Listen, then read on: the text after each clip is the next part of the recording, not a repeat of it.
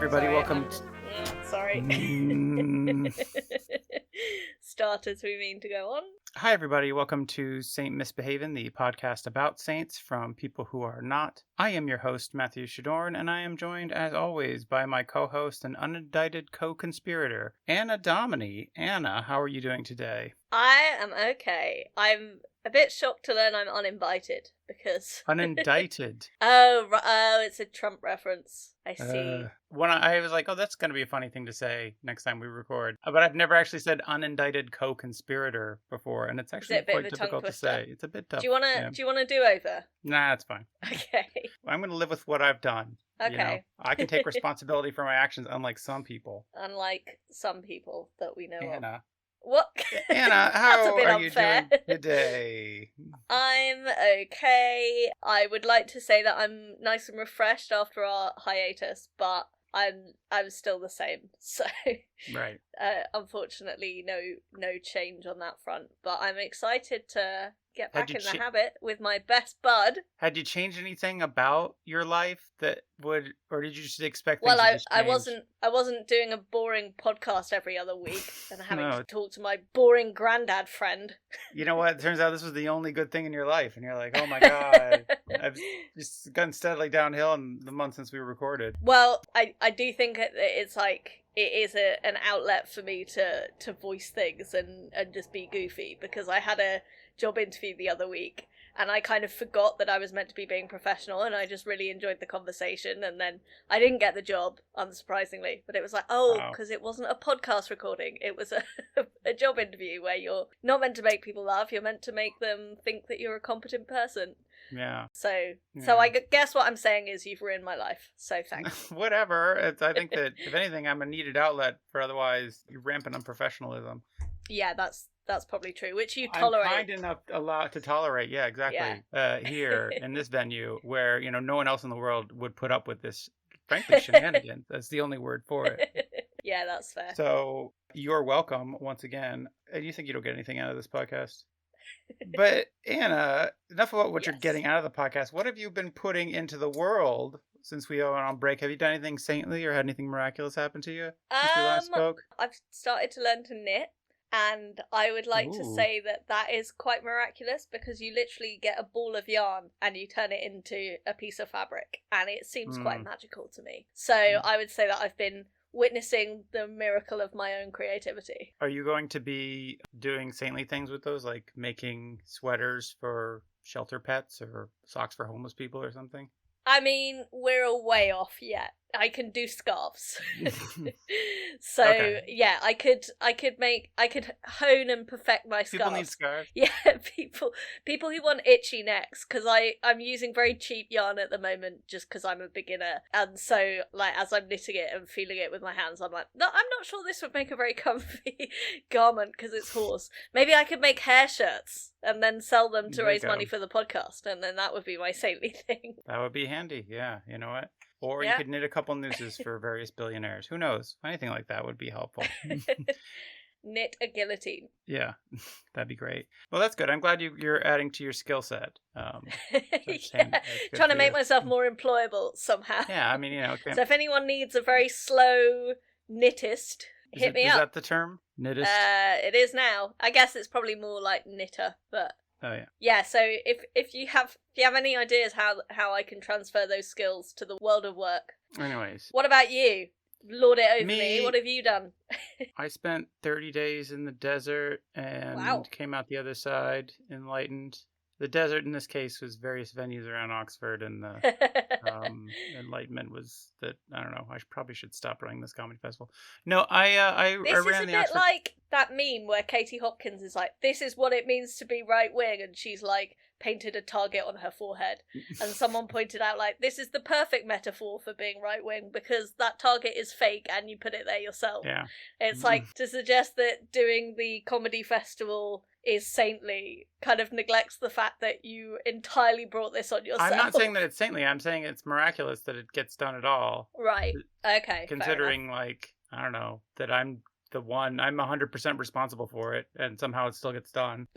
When there's like an incredible amount of laundry in my house that is still yet to be done.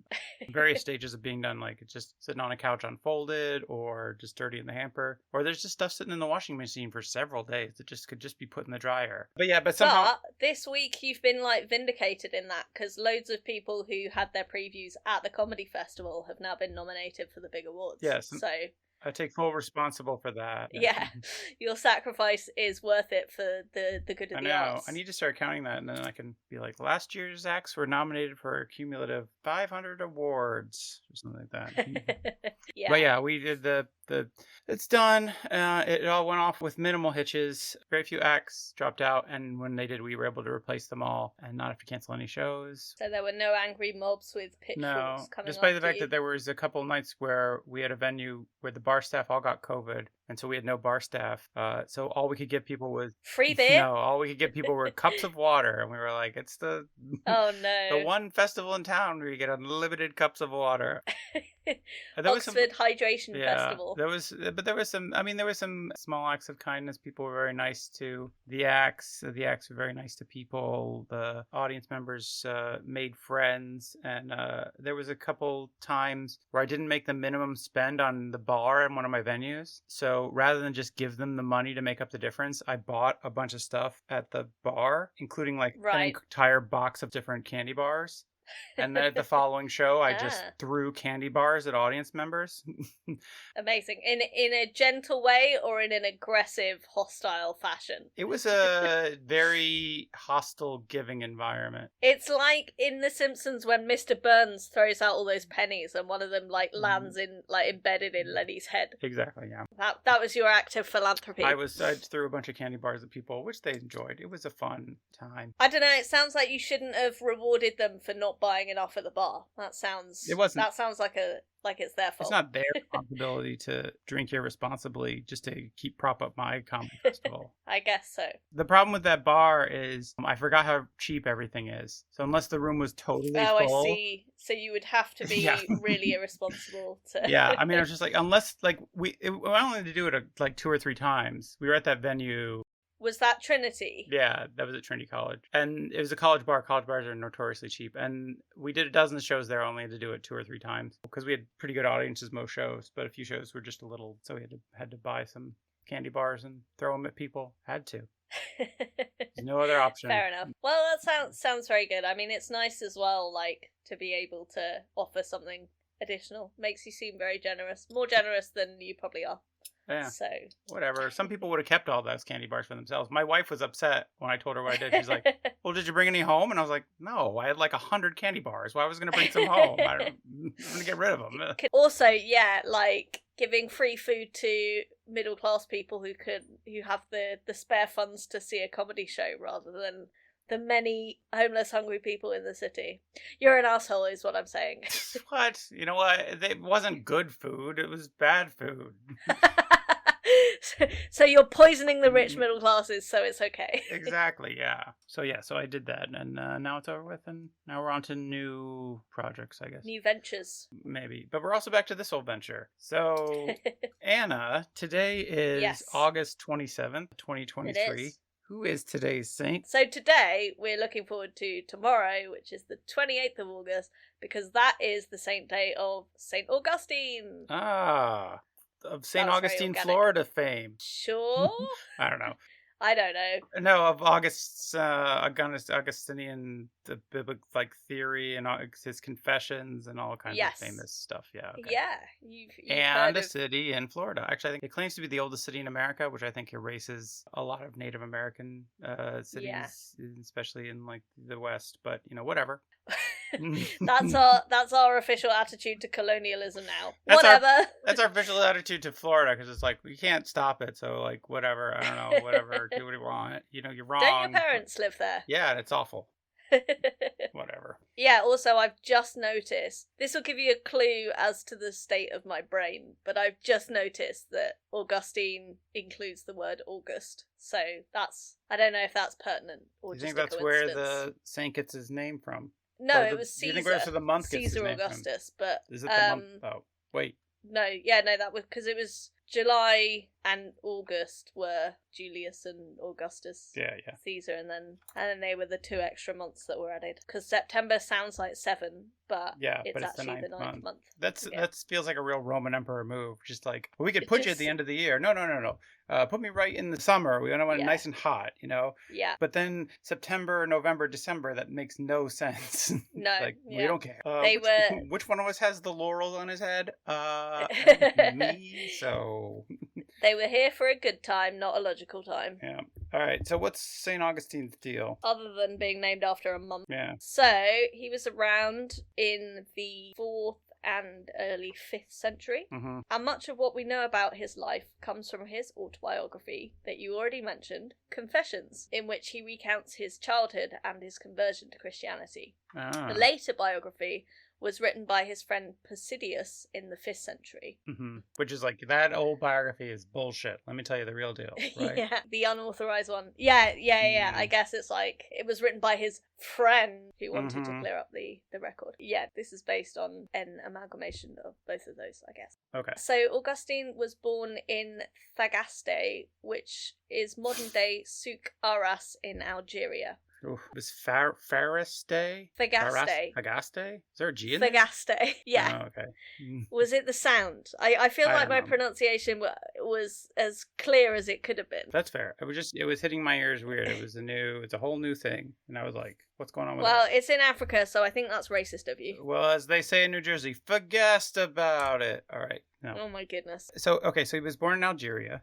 Yeah, to a Christian mother, Monica, and a pagan father, Patricius, who converted to Christianity on his deathbed. Ah, that's my plan too.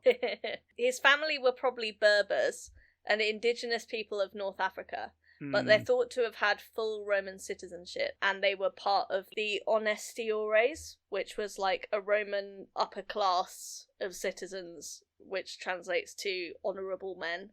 So they were like the 1%. Right. So it's one of those tales, the riches to riches kind of trajectory. Right. Turns out a great way to get famous is to start rich. Yeah. It's kind of funny how it works that way.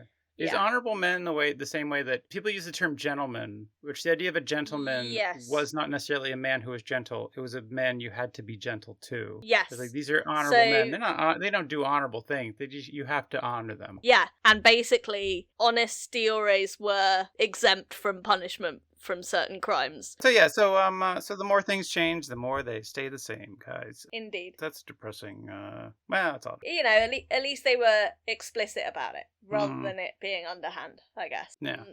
So, yeah, the accident of your situation of birth was fully your fault. When he was 11, Augustine went to school south of Thagaste in a city called Madaurus, which is present day. I'm not even going to try and pronounce how that's spelled in the present day. He studied Latin literature and learned about pagan religion. In his autobiography, Confessions, he writes that he first became aware of sin during this period. Say, what's everybody doing over here, huh? He and his friends would steal fruit that they didn't want to eat, which led him to conclude that humans were naturally sinful and did evil for its own sake. It was like, I don't even like bananas, but... Yeah, exactly. Gotta steal. I mean, that just sounds like... I guess it was like classic tweenage shoplifting. Yeah, I was gonna say, that sounds like rich kid bullshit. They're just like, we're just gonna steal stuff for shits and giggles. Well, what he said about it was foul and I loved it. So can we get t-shirts that say it was foul and I loved it? Yes, please. Put a duck on it. That's what I want for Christmas. Hey, very good. Or no, it's a goose and then it says Saint Augustine. Hey, I like it. So, I think we could sell that. It's a very specific joke. We could probably sell one to our researcher cat, and that is it. Well, I don't think you should sell one to our research. She's our only market for this stuff. That's nonsense. We have at least 3 other people listening who'd probably buy one. Anyway, I'm looking forward to that. He grew up loving sin. And chicken, yeah. And when he was 17, he travelled to Carthage to study rhetoric. Here, he lived a life of hedonism, surrounded by companions who'd boast about their sexual exploits. So Carthage was the red light district of its day. Was he getting into sexual exploits, or was he just boasting? He's like, I had so much sex with women. They were like all the sex I had all with my penis. I suppose. He was like the original, like, Twitter 4chan incel. In Confessions, he claimed that he used to lie about his own scandalous deeds in order to win kudos. So here is a quote. "I faked depravity to avoid the disapproval of my peers." A story I'm sure you know well, Matthew. No, you just do the depravity. It's fun. I mean, if you're gonna lie, I mean, that's already a sin. So you might as well be truthful. Yeah, you might as well. And then do the depravity, and then yeah, you get all the guilt with none of the fun. All right. "If no wrongdoing take place that I could boast of to equal my peers in their abandon, I pretended to have done something wrong, though I really had not. I did not want my innocence to resemble weakness, nor did I want to be scorned because of my sexual inexperience." There you go. He was like the original 4chan incel. Do you think he ever went too far? Those friends would be like, "Oh, I got so drunk last night, and I met these ladies, and we had quite a good time." And he's like, "Oh yeah, I know what you mean. I got high, and I murdered a cop." What? No, what? It's too far. Oh, I don't know. Getting really carried away. Yeah. During his time in Carthage, Augustine also became interested in philosophy and became a Manichaean. Manichaeanism was a dualistic religion that originated in Persia and developed into a form of Christianity in North Africa that is regarded as heretical. Wait, what? Wait. It started out as what? In Persia? Yeah, as what? Oh, a dualistic religion. Oh, okay. Dualism. So, like, two gods? Or a combination of two religions? No, that would be polytheism. It's like Plato was a dualist. It's basically like it's this idea that there's, like, I guess, a physical realm and a spiritual realm. That's probably the easiest way of saying it. So two realms. And then they eventually just turned into Christianity? They just got absorbed by Christianity? Yeah, but kind of heretical Christianity. So, okay. Because Christianity is all about three, not two, I guess. That would be the contention there. So they could... Yeah, I don't know. Okay. But so anyway, it was not Orthodox Christianity. It was, but it's some kind of proto-Christian, hippie alternative Christianity. Yeah. Okay. It's like he's like I'm not really religious as much as I am kind of spiritual. Yeah, and that's what he'd tell all the ladies when he was serenading them with his guitar in his imaginary depravity that he was doing. Around the same time, he began a relationship with a woman in Carthage. This was against his mother's wishes, as she wanted him to marry a person of his class and avoid sex outside marriage.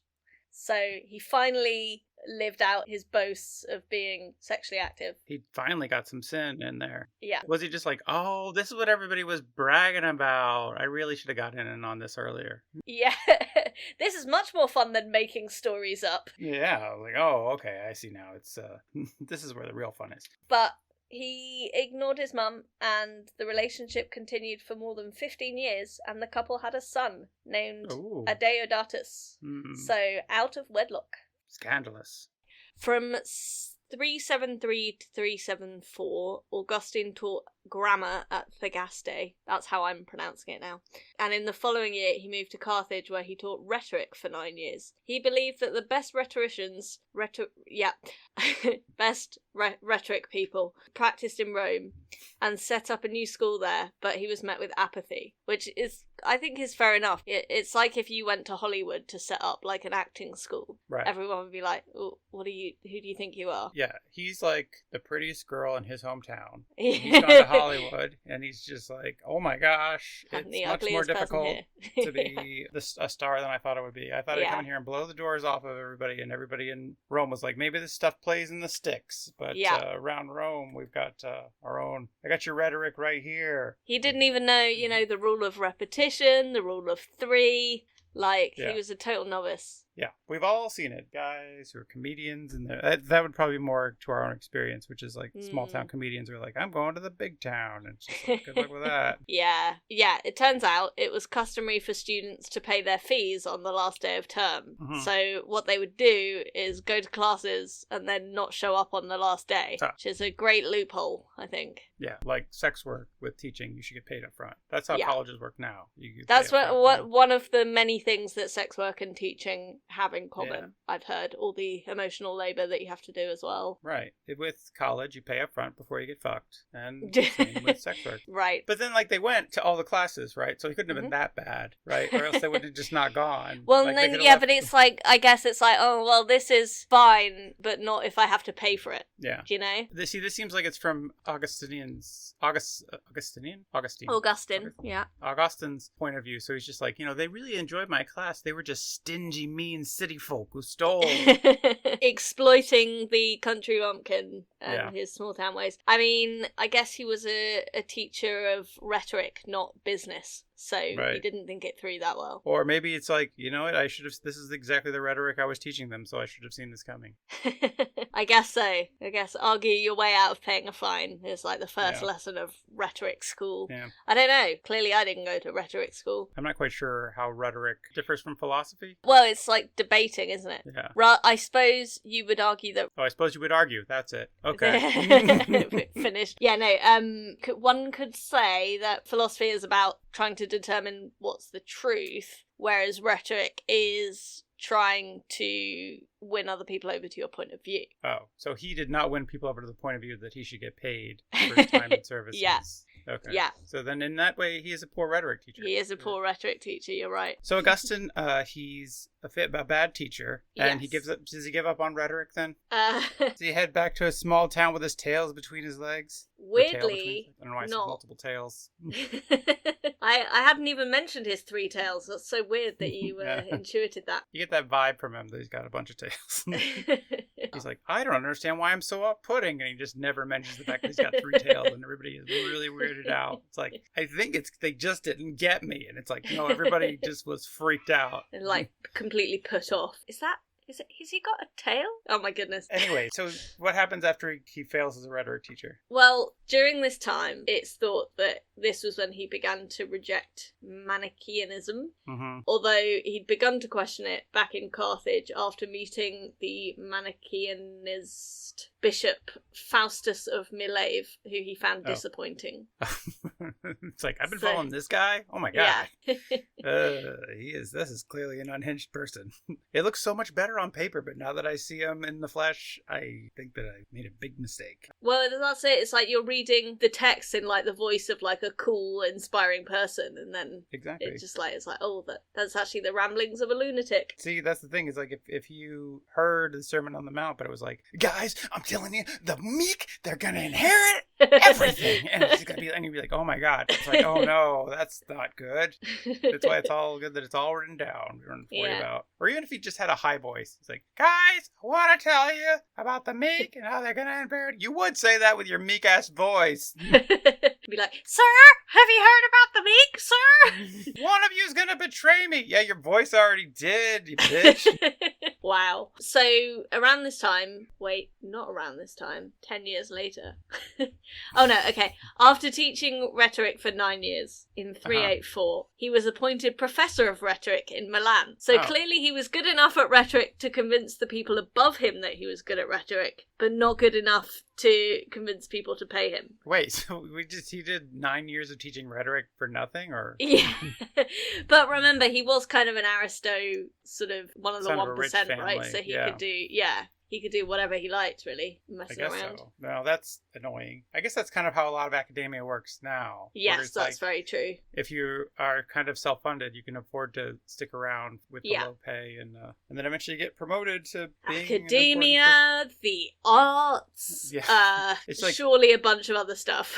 You're the only one left because all the working class people had to go and get real jobs. Real jobs, They couldn't afford to wait out the years of no pay and working for... You're teaching rhetoric for experience. It's really good experience. Anyways, so he becomes a professor of rhetoric in Milan. Yeah, in 384. And it was during his time in Milan that Augustine converted to Christianity. Okay, like many a failed artist, turning to Christianity as a way to pay the bills. Praying that someone will understand him, yeah. His mother followed him to Milan and arranged for him to marry an 11-year-old heiress. Whoa. Yeah. 2 big questions here. What Jesus would have wanted.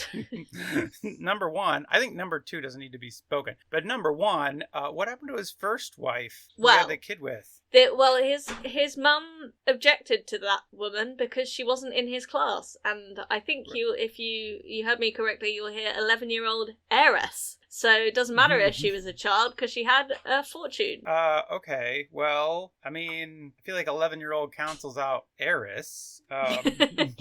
Well, that's clearly why you haven't married rich. Now, is this when later Augustine is talking about all the sins he feels bad about? Is this like at the top of the list? Marrying an 11-year-old. Well, he agreed, but he was devastated to leave his lover and the mother of his son. Oh, and they I weren't guess really his married. Son. I see. Yeah. They were just in a relationship. So he's just married to the 11-year-old. Yeah. But he's really okay. So it's just a marriage of political dynasties, right? Yeah, because it would be 2 years until his fiancée would come of age. So what? Who? So they wouldn't consummate it until she was 13, with the proper age for consummating a marriage. Wait, is that you, or is that what the actual thing says? No, that's what it says. No, I'm please. This is very serious, actually. Wait, so first off, I want to just commend the mother on her negotiating skills. Like, I've got this 35-year-old son who teaches rhetoric. You want to marry your 11-year-old daughter to him? Well, you can't argue with class, right? I mean, it's quite the sell. I think that she's not getting enough credit here for what a fucked up arrangement she's made. So I just want to shout out to Monica. Mom, Monica, right? Yeah. So since it would be 2 years until his fiancée would come of age, he took a concubine, which I don't. Why at that point would you not just keep sleeping with your girlfriend? It seems like, well, as long as I'm paying for it, God will forgive me. Yeah, it's like, well, as long as I'm getting married, I might as well get a mistress. It's like, but wait, what were we? You're working class, therefore you don't count. Yeah, really. Basically just a servant. It's like, I do have some laundry I need done. Can you do that? Yeah, she moved to Milan with him, right? With their kid? Like, is his kid still? Around. Yeah. His kid is still a kid, I think. Which is to say, a goat. It was during this period that he famously prayed to God, grant me chastity and continence, but not yet, which is a pretty good prayer. It's just like, well, let me get a few more sessions in with the concubine, and then grant me then chastity. I'll be chaste. Then definitely be chaste. But I got a couple freaky things I want to try with this concubine. Oh my goodness. He later broke off the engagement to the heiress, which... Yeah. I don't know if we can say for sure, but hopefully this didn't mean that he... Well, I guess if they never got married, then hopefully that means that there was nothing to consummate, so... Right, yeah. I think that's, it's fair to say that he got out of being a paedophile. Pedophile, yeah, that's a good way to put it. I'm trying to think of a nice way to put it, and pedophile is the nicest way to put it. The most accurate. Yeah, so she had to, marry some other 40-year-old dude. Oh, well. Well, she wasted the best years of her life. Not coming of age yet. Now she's just old and menstruating and stuff. Oh my god. Gross. Yeah, Anyways. age 13, you were considered on the shelf if you were married. Yeah, now she's just an old maid. Yeah. So Augustine's friend, the Bishop of Thagaste, Alypius, asked Augustine not to marry, since if he did, the two men would not be able to live a life of love of wisdom together. God, Augustine, if you don't get married, we can be roommates forever. God, we can just live together and have a cool good time. We can just love wisdom. Yeah, hey, it'll just be us talking wisdom, doing some just friends spooning. It'll be great. So Augustine converted in 386 after hearing a reading of the life of Antony of the Desert, who we have done an episode on before. Antony the Great. It's like our second episode or something. Was it? That was a long time ago. It was a long time ago, yeah. All I remember is he had some lions help him dig a grave. Yeah. Well, you're making me want to listen back. Also, if you're listening and you haven't heard that one, you should listen back because it was before Matt's voice broke. So it's really interesting. Okay. I said it was a long time ago. No. He claimed that his conversion was prompted by hearing a child's voice say, "Take up and read." I wonder if it was his fiancée. Yeah, it was his fiancée. Hey, you should join the priesthood. Who is that? I'm an angel. Well, wow, the voice of a child. You don't want to get married. It's a bitch. You want to hang out with your friend and do some spooning. Obeying the voice, the only time he's ever listened to a woman.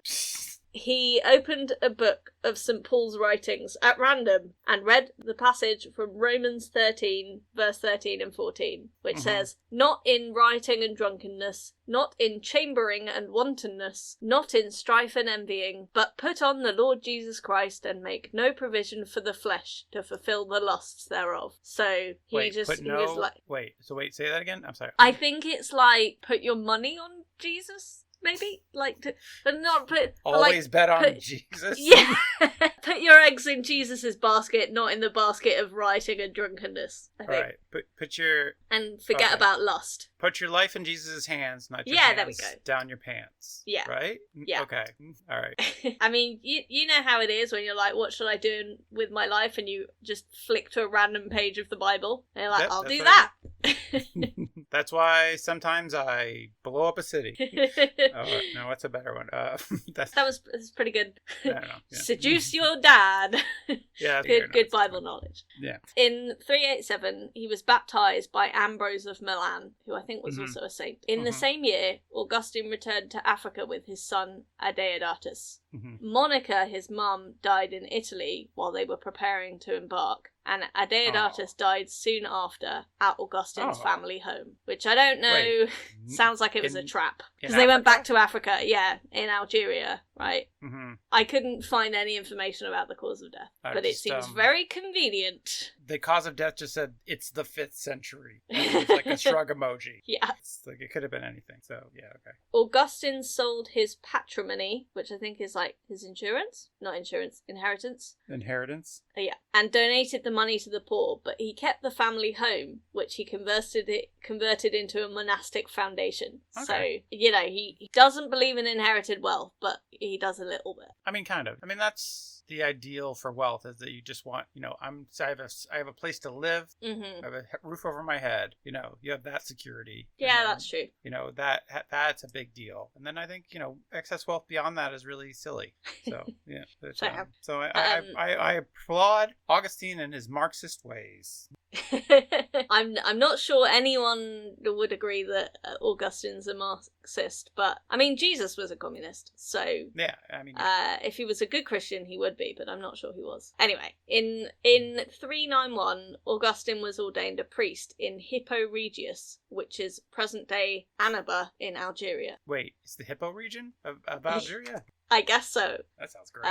Actually, that sounds very dangerous. Hippos are very dangerous. But have you heard about Columbia? No. Well, I've heard of the place. Okay, there's a place called Columbia. Wait, Columbia the country or Columbia the university in the States? Both have a big hippo problem. No.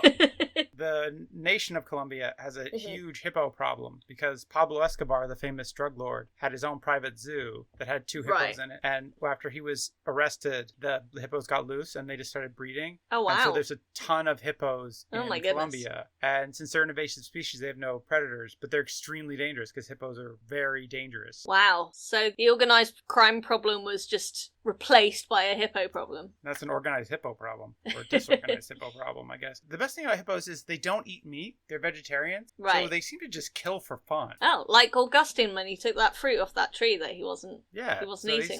He just loves sin. They just love sin. Hippos. Hippos the most sinful animal. Hippos. Well, I guess it all makes sense then, because Augustine, of course, is known as Augustine of Hippo. So yeah, there you go. It all just come full circle. Okay. Anyways, that was an aside about... That is a fact I find endlessly fascinating, is that Colombia has a massive hippo problem. It's actually quite bad. It's bad for the environment, and it's dangerous for people. But anyways, I find it fascinating. But also funny, it's apparently. kind of funny when you think about it. There's just hippos in Colombia. It's like I don't know, in like 10 years you'll read like the Colombian government collapsed because hippos now run the country. Nature taking back control. Yeah, it's like once that's kind of tragic and at the same time it's undeniably hilarious. Anyways. Like all the best tragedies. He's a priest now. Yeah. And then 4 years later, he was made coadjutor bishop of Hippo, which I thought you'd enjoy. But having just gone on about how much of a fan of hippos you are, I bet you would love to be the bishop of Hippo. The bishop of hippos. Yeah. Rise, my hippos, go and do my holy bidding.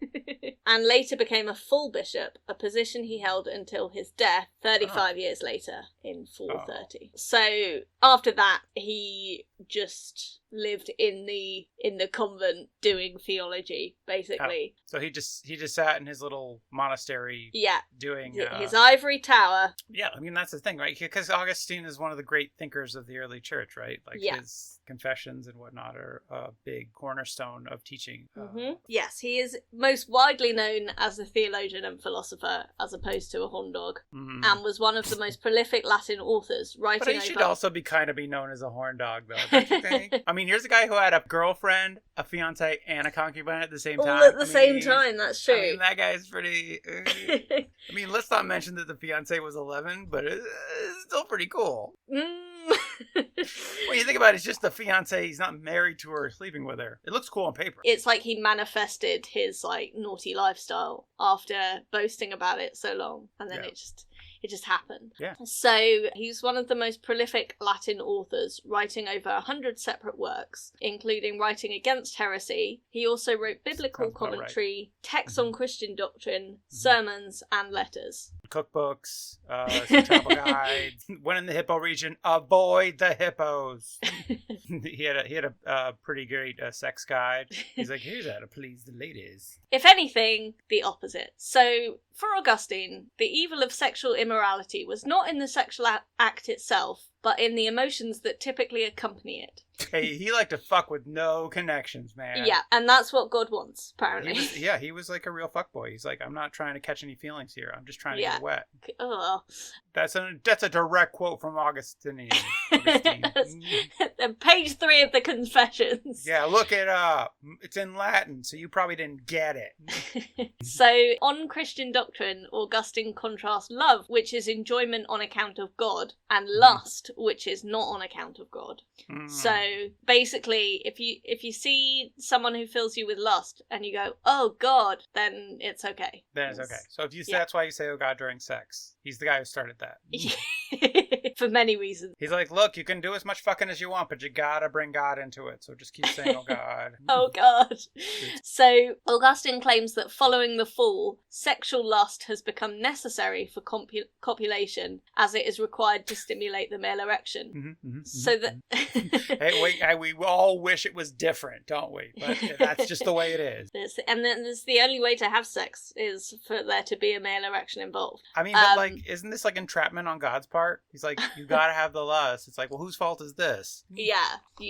Adam and Eve's. So sexual lust is an evil result of the fall, and therefore evil must inevitably accompany sexual intercourse. Right. Which, only if you're doing it right. Am I right? Huh? Oh, God. Oh, nobody's here to high five. You call it making love. I call it making evil. Yeah.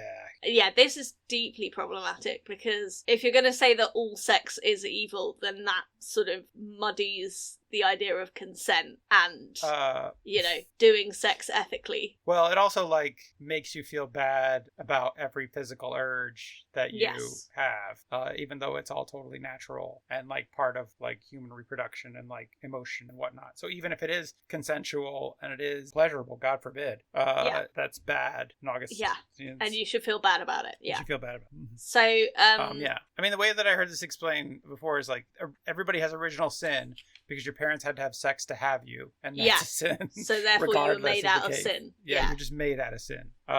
So, like, which is a weird way to get around. I don't know how you get around to that logic unless you have such a fucked up view of sex. Well, like, I mean, it's weird because he never had sex within marriage. So how does he even say this? It's just judgy. Right. So marry a couple 12-year-olds and let's see and figure it out, buddy. Then we'll listen to you. Then I'll listen to what you say about marriage during sex or sex during marriage or whatever you're going on. Have you ever just stopped sex in the middle to go and get married?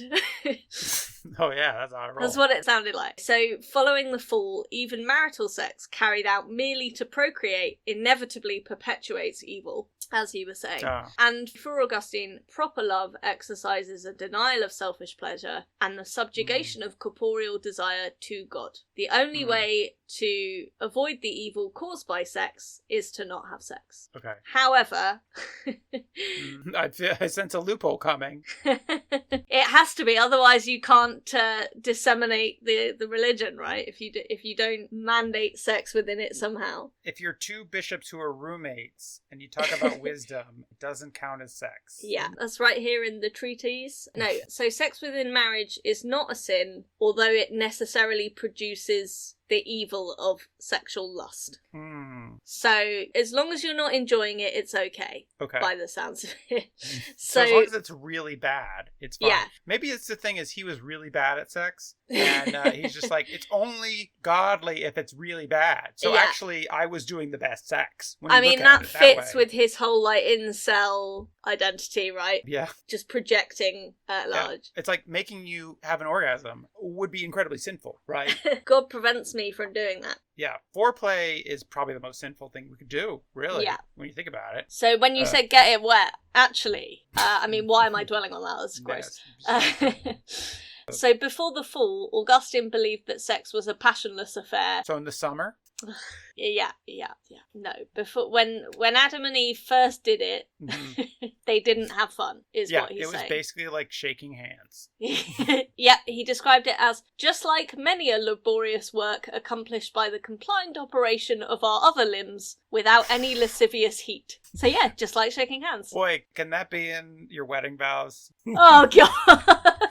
I would like to continue the section that is the laborious work that is often produced by the accomplishment of compliant operation of our other limbs. Yeah, that sounds like how a robot explains sex. Yeah. It is laborious work that I am compliant in doing. That is what sex robots will eventually be like. It's laborious work. I have to be compliant. So he explained that the seed might be sown without shameful lust if the genital members simply obey the inclination of the will. Huh. So he's like, here's the thing: is you get a boner, by not just thinking about from logic. Yeah, I guess A logic by thinking boner about God, God. Yeah, you get a boner for Jesus. Mm-hmm. Yeah, and he's a big manly man with ripped abs and big pecs and like a big full beard, and all of a sudden, whoa, I have a boner. Go use this on a lady. Yeah, and that's totally cool. And only be thinking about God. That's a good point. Only be thinking about God. Yeah. I feel like he had a lot of issues that he wasn't dealing with. It's the same as Freud. It's like, if you have weird sexual issues, don't write a book about sex, because you're just going to dig yourself a bigger hole. It's like, this is everybody, right? This is everybody, right? Everybody? Because that's the Oedipus complex, like, came from Freud fancying his own mom. And he's just like, yeah, everyone does this. Do you think he had any editors, Augustine, who were just like, Augie, I read your manuscript, and I think that what is happening here is mostly your thing. I was like, maybe I'm doing it wrong, but I was asking around the office, and people were like, no, generally it's a pretty fun experience for everybody involved. And it's like... Yeah, but that's because you're a sinner. Yeah, you don't know what you're talking about. I don't need to listen to you. I only listen to God. All right, well, that's what you're saying. So great positive attitude towards sex. Yeah, he is. He's the opposite of sex positive. He's just sex negative. Right. It's like, should you have sex? Negative. No, you should not have sex unless you can do it without enjoying it, lust or pleasure. Mm-hmm. So knock yourself out. I mean, in some ways. I mean, if you knock yourself out, then you can't have lustful thoughts. But then but no, that doesn't work. I think ideally the woman should have sex with the man while he's asleep. Oh God! And then that way he is not experiencing the pleasure of it, right? I would say that would produce a load of other issues, though. Yeah. Also, think about how much lust would you have to have in order to make it work. To be lustful for... No, I don't know. That's not... I don't know. Sometimes gentlemen get erections in their sleep, so you just kind of wait up all night in case that happens as a dutiful wife, and then I don't know. Yeah, I don't know what's going on. I got no out for this. I can't figure out a way around this. Like, it's just all bad. Yeah, it's just... I mean, I think the face I'm pulling is I should describe it and vocalize, but because it's not working really on podcast. But it's a facial expression that goes like nee. Yeah. That kind of thing. Hopefully my silence said enough. It's fine. Yeah, that's the thing he's probably most famous for, is projecting his messed up attitudes to sex onto everyone, making it everyone's problem. Yeah. His hang-ups about sex became a religion. Yeah. It's still. Yep. Yeah, okay. Yeah, so he influenced Thomas Aquinas, who kind of formalized more Catholic thinking. So this really took off amongst the church. Like, people were like, this guy is speaking what we're all thinking. What we're all sex thinking. Sex is terrible. Yeah. And nobody should have it. Yeah. It's weird, isn't it? What? Yeah, I don't really get it. I'm not gonna lie. I don't understand how that. The amazing thing is that, like, there's so much, like, stuff with Christianity, especially, like, the early church and these incredibly zealous, like, as we talk about saints and the things they do and the examples they make, and you're like, why did this religion grow at all? Like, how did you do that? Because there was, like, the Romans, right? And their polytheistic, like, hedonistic lifestyle, which on the surface seems pretty fun. Seems pretty great. And then here you are with these guys, like, nah, fucking whip yourself and...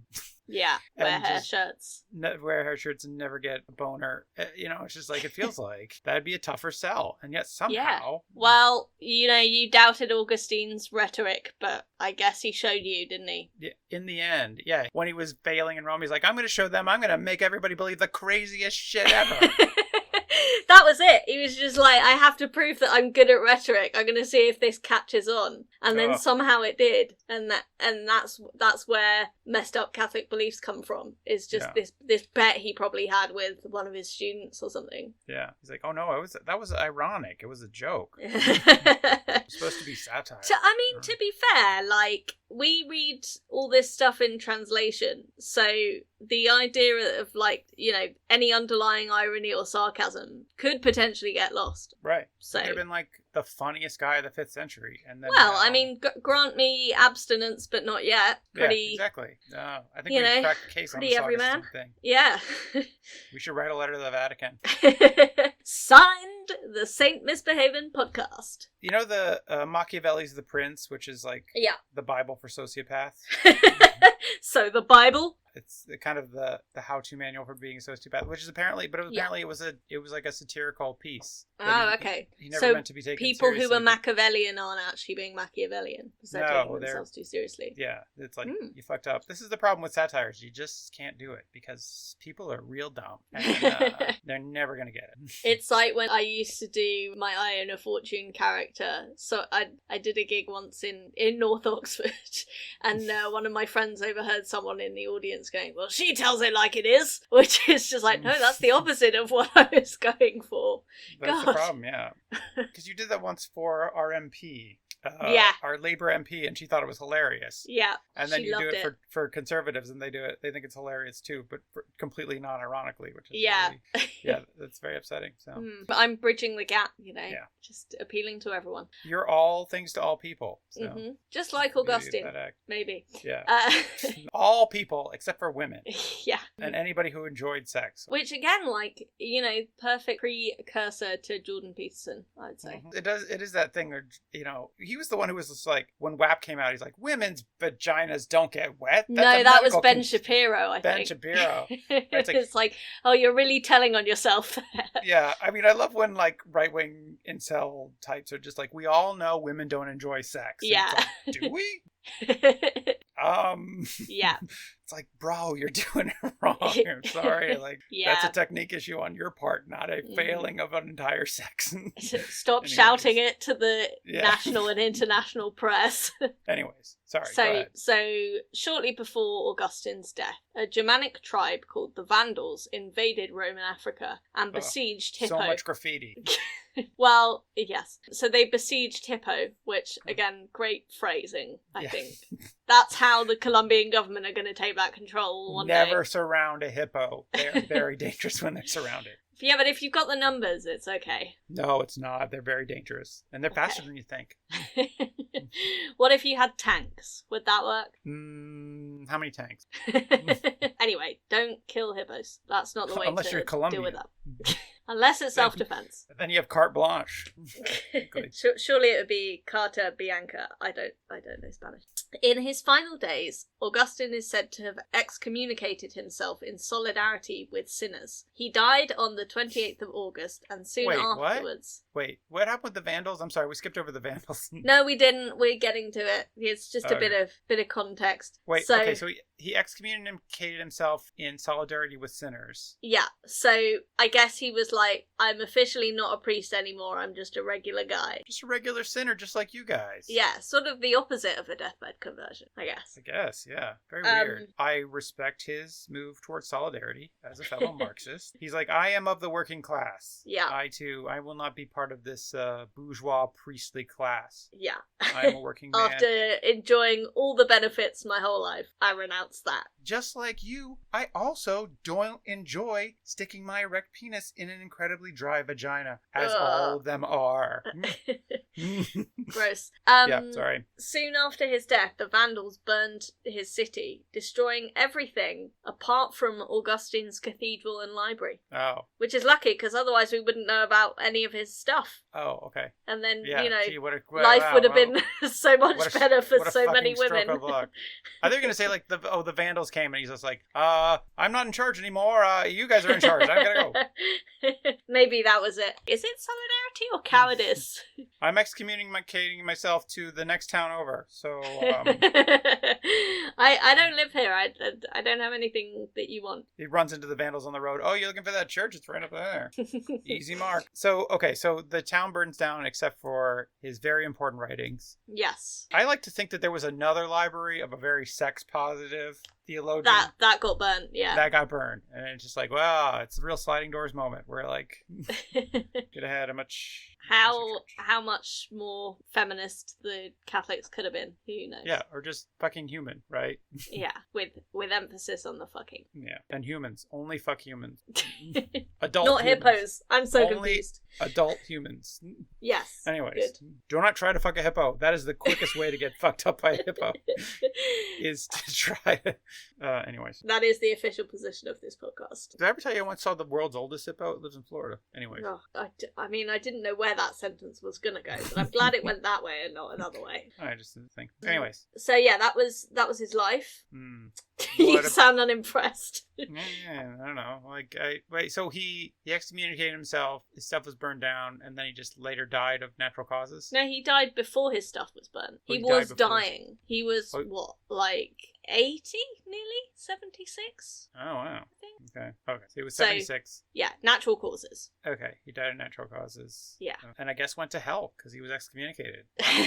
Rough end for Also, Augustine. he enjoyed sex. Or maybe he didn't. I don't know. But I mean, I feel like he wouldn't have done it so much if he didn't enjoy it with the concubine and his girlfriend. I mean, he may not have, I think everybody thought he was bad at sex. Maybe he was, I don't know. What are his miracles? So during the siege of Hippo, during which he died, so I guess it began like roughly coinciding with him, approaching death. And then so he wasn't killed by the siege, but during the siege. Yeah, just coincidentally. Okay. All right. So during this siege, a man asked Augustine to lay his hands on a relative who was unwell. Confined to his sickbed, Augustine replied that if he had any power to cure the sick, he would use it on himself. Yeah, I mean, that's a real, hey, I'm in my fucking deathbed here, man. What the fuck you think I'm gonna do? All right? You think if I could cure people, I wouldn't start at the source? Think before you talk. Which, to be fair, we've said this before about saints. It's like, if they could, why are they not curing themselves? So at least he was logical about it. Yeah. However, the man explained that he'd been told in a dream to seek out Augustine. And hearing this, Augustine laid his hands on the sick man and was healed. So I was like, well, I guess if a dream told you, then it made him believe himself in himself, I guess. Who sent you? What, a dream? Oh, shit, you didn't say. Yeah, hey, lead with that. Open with that. Right? Yeah, I like to think that the guy was like pushing the sick person on Augustine. And he's like, no, get away from me. And he accidentally touched touches him and cures him. I'm cured. It's like, oh, did you steal a healing touch? If that was my one healing touch and I'm gonna die and this asshole's gonna live, I'm gonna be very upset. To be fair, this other guy could have been a lot younger, so he had more to live for. Possibly. I'd argue. It's like maybe he could have healed himself, but he wasn't touching himself. He's like, I won't touch myself. Because he does not like touching himself. No, he won't touch myself. Even you could just touch yourself like on your shoulders. It'd be fine. No. Lust. That feels lustful and dirty and sinful. Yeah, that's a good point. I'm gonna excommunicate my hands from my arm. From my own body. That way I'll be totally safe. Have you seen there's a headline going around recently that was like, science says people underestimate the weight of their own hands. And I was like, surely the person that like wrote this headline was high. Like that's definitely the kind of thought you get when you're like stoned and you're like, oh my god, hands are heavy. Why would you need to know the weight of your own hand? I don't know, maybe like designing gloves or, Gloves? Yeah, maybe you have to take into account the mass of your hands to get the right fabric. I don't know. I'm not a scientist. Load-bearing gloves to support your hands. Yeah, those mittens that are tied together with string. Yeah. Right? And they're holding up your hands. That's why people are always losing mittens. It's because they don't understand the hands so heavy and the tensile strength of the string to hold the mittens. Yeah. And all of a sudden you're losing a mitten. People lose billions of dollars in mittens every year. How did we get onto this? I don't know. You made up some It was headline. Augustine refusing to touch himself. Yeah. Anyways, so Augustine, he cures this guy. Yeah. Great. And then just dies. Oh, and then he fucking dies. Okay. Yeah. So that was his only miracle. He drains all his life energy out for this one guy. What? That's his only miracle. Yeah. But okay. he made a lot of fuss, so I guess that's why he was a saint and did a monastery and stuff. I don't know, man. I guess the library and the cathedral. I mean, a library especially. If you got a group of people burning a city, you'd expect that the building full of books is going to be one of the first to go. So that's kind of miraculous. And if you're like burning a city, you're like, ugh. So it's like most of these buildings are made of stone. They hardly burn at all. Why can't they just be like one building full of paper? Just like little stacks of paper that we can easily pile up. That'd be amazing. I'm a dumb vandal. I don't know. Anyways. It's very stereotypical of vandals, but yes, I think you're probably right. So yeah, that was his one miracle. But what about his relics? So, got quite a few, because he's a big deal saint. So, Bede wrote that Augustine's body was translated to Cagliari in Sardinia when the Catholic bishops in North Africa were expelled by Huneric, the king of the North African Vandal kingdom, in 477 to 484. So the Vandals took over the region. So I guess, the siege was happening for quite a long time after Augustine died. So they were moved to Sardinia. Then in 1327, Pope John the 22nd, jeez, there's a lot of Johns. Yeah, they got through a lot of Johns pretty quick. Appointed the Augustinians as guardians of Augustine's tomb, which, that makes sense. Right, that checks out. Seems like that's that's your one job in the title. Rather than the Aquinians, that would just confuse people. Yeah. Then in 1695, workmen in the Church of San Pietro in Cialdoro, which was the place in Pavia, found a marble box containing human bones, which led to a dispute between the Augustinian hermits and regular canons about whether they were the bones of Augustine, as the hermits didn't believe that they were. Pope Benedict XIII. These are probably just unrelated bones. Yeah, this is just some other bones. Those bones, those are definitely St. Augustine. It's like, no, these seem pretty fresh here. No, they're definitely Augustine.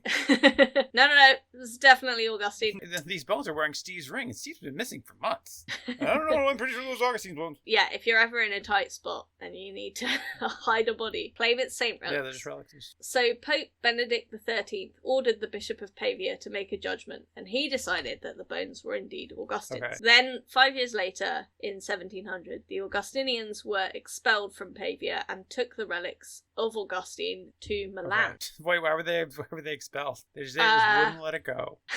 Yeah, this whole bone fight just kept dragging on. Or take our bones and go home. I can't find why. Let's just assume that it's because of the bone fight, the bone dispute. Because, they were like, no, they're not the real bones. Okay. So, that's an expellable offence. Sure. They took the relics I guess what they claimed were the relics of Augustine with them to Milan. Or what were decided as the relics, right? Because they thought they were... Anyway, so they took this box of bones to Milan. Yeah. And they were eventually returned to San Pietro in 1896. Okay. But in 1842, part of Augustine's right arm was taken to Annaba, which was in Algeria, where he was originally from. Right. It's what he would have wanted.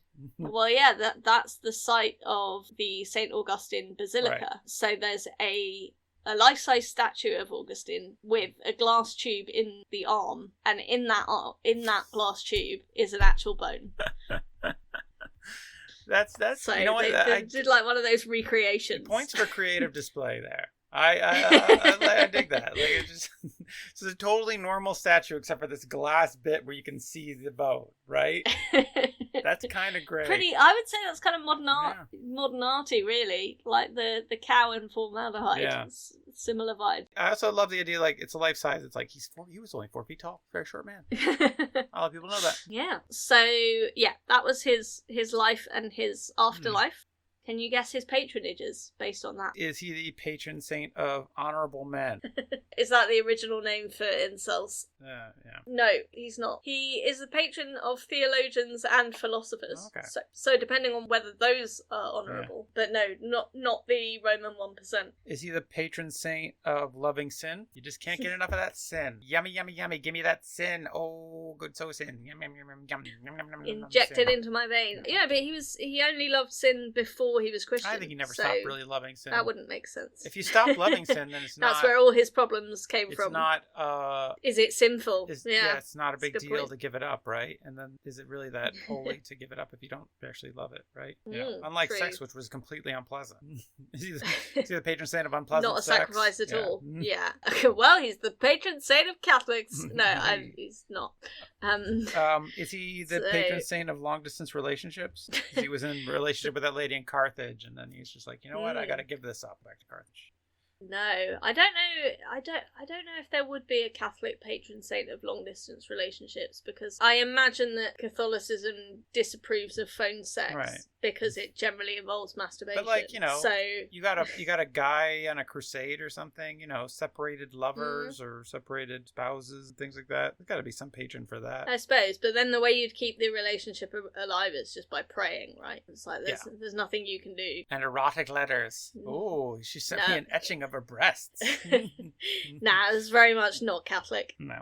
How about failed small businesses? Hey, I think he got the last laugh on the rhetoricians, really. He really did. I mean, who remembers any of those rhetoricians? Exactly. Nobody, I guess. I don't know any. Maybe some of them are famous. I know of one rhetorician, which is Cicero.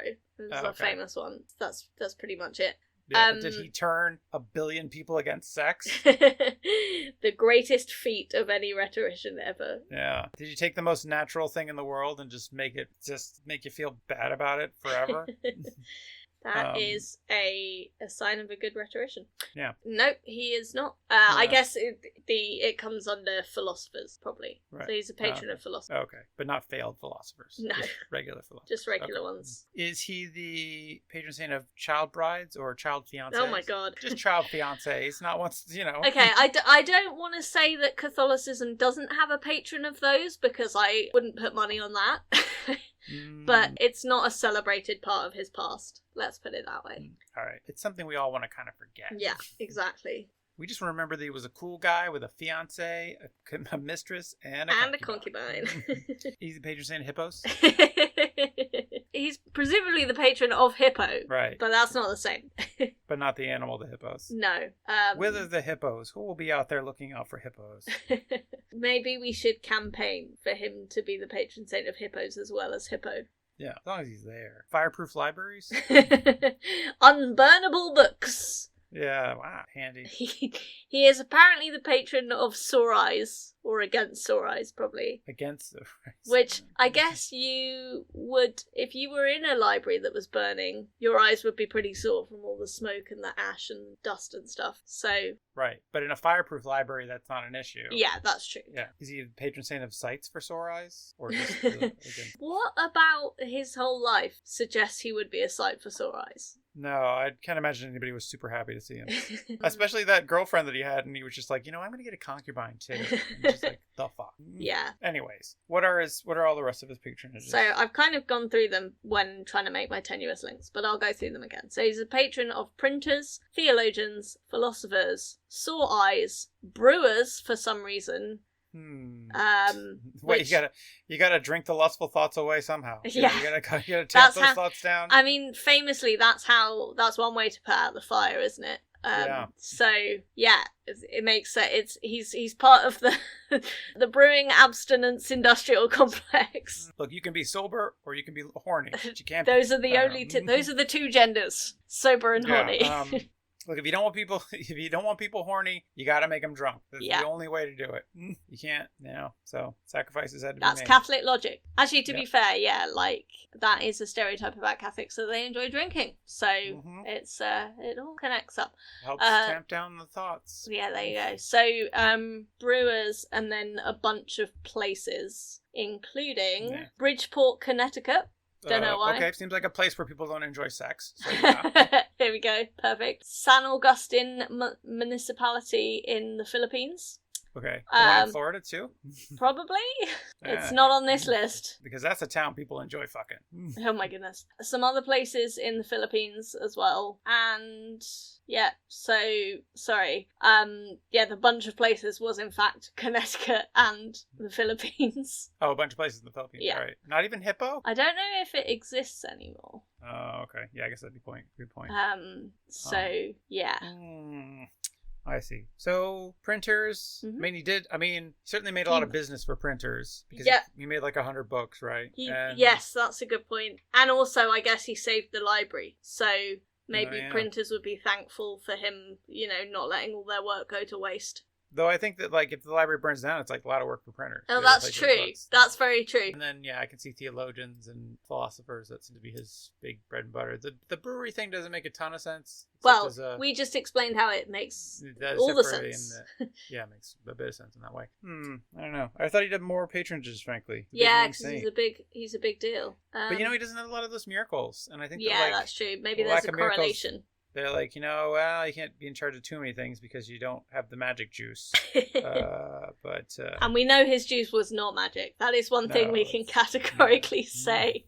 Well, anyways. Anna, do you think that you'd ever call on St. Augustine to intercede for you? I think if I were having the kind of issues that Augustine had, I would sooner ask my therapist to intercede for me. Like, if you're like, I really feel negative about sex these days. Yeah. Like, let's talk through that instead of being like, you know what? I'm going to write a book about how much sex fucking sucks. Yeah, I think that's a better way to go. Although, well, as I said earlier, I'm just kind of baffled by how he has so much influence. So I would say that I'm not sure I see the hype. Yeah, but like if you needed to like become like influential despite your terrible opinions, like he'd be a good guy to go to. Yeah. With help for that. I think that if I ever had to like lie about my sins to look cool to my friends. When you say if you ever had to, come on, Matthew. Yeah, I mean, like, I don't know. For all the times that you've had to make yourself appear more badass. That's true. I'm pretty much the most sinful person in a group of people that I know. So, I don't really have to lie about it. At least according to your stories, yeah. Yeah, as far as you know. Or, I think that if I ever had to, like, juggle a fiance and a concubine and a girlfriend, like, again... But like, you have a wife, which is, like, all three of those rolled into one. Yes. Don't tell Alice that's what I called her. Gonna be like, you know what Hannah said about you? She basically called you a whore. Anyways, well, Anna, thank you for telling me the story of this sin-loving but sex-hating saint. And his messed up. I don't know if we really got any insight into his psyche. His psyche, yeah, because like why did he feel so bad about sex? I don't know. It just seems like maybe I think he associated it with his pre-Christian life, So so it reminded him of when he was a person he no longer liked, I guess. Maybe. But hopefully this has whet your appetite so that you'll want to read and understand more about his motivation. Maybe that's what I was going for. So. I think my time might be better spent not reading Augustine's Confessions and just, I don't know, fundraising for endangered hippos somewhere not in Colombia. Not in Colombia. Yeah, maybe we should start a fund for, like, there must be like some kind of conservation scheme that's trying to deal with the hippos in a more sustainable hippos way. Are so large and violent that they're kind of impossible to move. But can't especially you if you have just, a large number of them. Inject them with a dart full of sedative and then collect them? Collect them. Well, that's how people, you can move. You must be able to move hippos. I think they're not trying hard enough. That's what I'm saying. I think that in the nation of Colombia. Wait, yeah, there's enough narcotics in Colombia. That's not the right kind of narcotics in Colombia. Oh, I don't know much about drugs. Yeah, I think that, there's a lot of issues in Colombia, one of which is the hippos. Another of which. And other, it may not be a thing that is really high priority. There's a ton of it's not a high priority for you, but if you live next to them. Well, yeah, that's the thing. But I think also they maybe live in more remote areas. So okay. A classic thing where they're away from the centers of power. So out of sight, out of mind. Yeah, exactly. Okay. But, I don't know. I think that it's very nice that we may not have learned that much about Augustine of Hippo, but we have all learned more about hippos. Yeah. So Google Colombia Pablo Escobar hippos. Safe search on. I don't know. Oh my gosh. Or not, if you really want to wind up Augustine. Yeah, you're just, check it out. It's a fascinating story. You don't know about it, but very off topic for this. But yes. Anna, thank you for bringing me this story of St. Augustine. He's a guy that I knew a little about, and I was very interested to learn more about. So thank you. Well, you're welcome. And have a blessed day. Thanks. Bye. Bye.